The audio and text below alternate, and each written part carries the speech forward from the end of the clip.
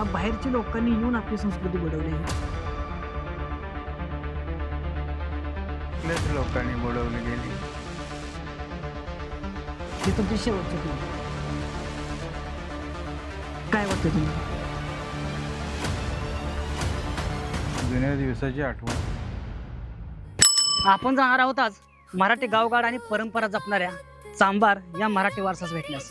तर त्यांच्या जुन्या आठवणी आणि पत्र ऐकून त्यांना काय वाटतं बघूया, चला.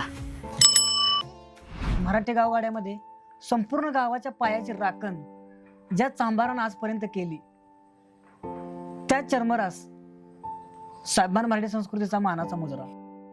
आज आपण पत्र वाचणार आहोत चांभार समाजातर्फे यांच्या स्मरणार्थ माननीय श्री रामचंद्र चव्हाण, राहणार घोट.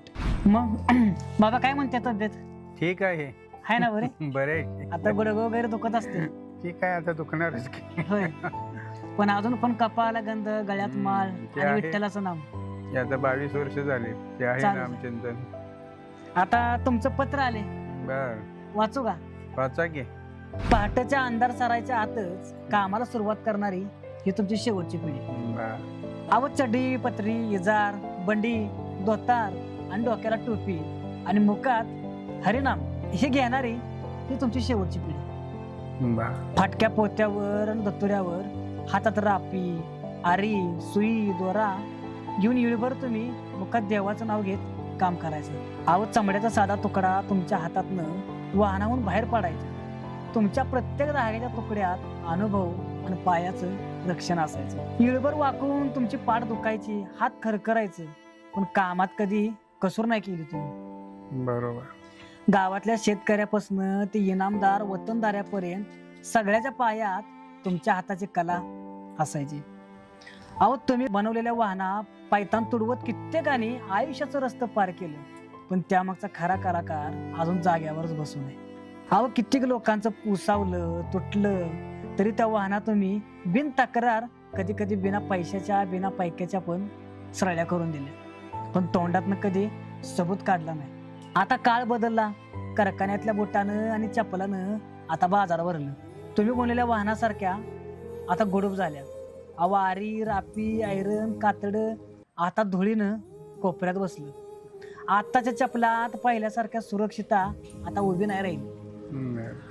अहो झाडं झुडप, दगडकुट, काटकुट या समुद्यापासून साऱ्या गावाच्या पायाची तुम्ही जलमभन राखण केली. कधी फुकटाचं पण कोणाला पैतान शिवून दिलं. पण या पडद्या मागच्या गावगाडा चालवणारा आणि मराठी संस्कृती ही परंपरा जपणारा चर्मकार, त्याचं कौतुक, अभिमान आणि सन्मान करायचा राहूनच गेला. म्हणून आज अभिमानानं तुमचा सत्कार करून तुमच्या जुन्या आठवणी तुम्हाला दाखवायच्या. तर त्या जुन्या आठवणी बघणार का तुम्ही? बघणार की. चालते. तर बाबा तुमच्या आयुष्याच्या चरित्रार्थाचा अभ्यास करून आम्ही तुमच्या आयुष्यावर हे एक प्रतिकृती बनवलंय. बरोबर. तरी बघा तुम्हाला कशी वाटते आणि त्यात काय काय दिसतंय आम्हाला सांगा. छान आहे ना. ठीक आहे. इथं रापी घेऊन चमडं कापते, ही मालकीन इथं बनवते, चपल्या शिवते. मंडळी इथे हे बैल आहे, वासरू आहे, इकडे एक चर्मकार आहे व्यवसाय करणारा. हा गिराईक आहे का? गिराईक आहे. चिमण्या पाखरू वगैरे आहेत.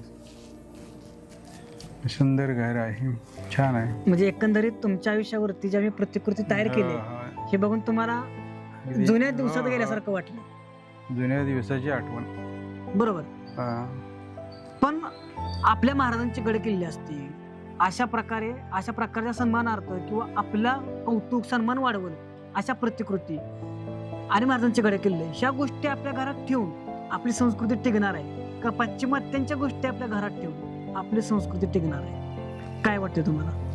त्यांचीच आपली प्रतिक्रिया हे ठेवून क्षणी आपली प्रतिक्रिया वाढणारच आहे. म्हणजे आपल्या गोष्टी घरात ठेवल्या तर आपला सन्मान, आपली संस्कृती वाढणार. बरोबर. आपल्याच लोकांनी आपली संस्कृती बुडवली का बाहेरची लोकांनी येऊन आपली संस्कृती बुडवली? काय वाटते तुम्हाला? हे आपल्याच लोकांनी बुडवली गेली. येणाऱ्या पिढीनं तुम्हाला काय वाटतंय की कमीत कमी येणाऱ्या पिढीनं काय करावं की जेणेकरून आपली मराठी संस्कृती, परंपरा आणि भाषा टिकेल?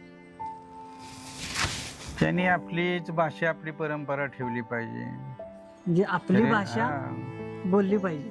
मराठी माणसानं मराठी माणसांच्या बरोबर मराठीमध्ये बोललं पाहिजे, मराठीतच बोललं पाहिजे. बोललं पाहिजे, तर आपली मराठी टिकणार. टिकेल. येणाऱ्या लोकांना, येणाऱ्या संस्कृतीला, येणाऱ्या पिढीला संस्कृती, आपली परंपरा कळेल. धन्यवाद बाबा, आपण खूप चांगल्या प्रकारची मुलाखत दिली आणि आता आपला सत्कार करायचा आहे आम्हाला, तर तो सन्मानाने आपण स्वीकारावा अशी आमची विनंती. चालेल.